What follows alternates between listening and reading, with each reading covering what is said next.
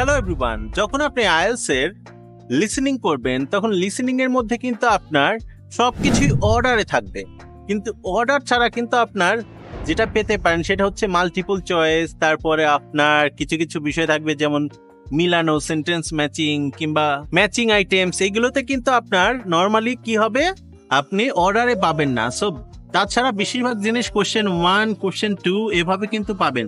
So make sure আপনি যেটা করবেন আইএলটিএস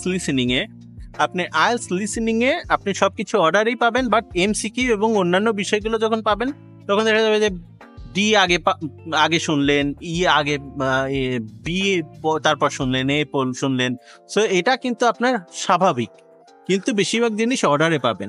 মেক শিওর আপনি এই অর্ডারটা মাথায় রাখবেন এবং এমসিকিউ এর ক্ষেত্রে অর্ডার ম্যাচ করবেন, এটা মনে রাখবেন। Take care, cheers.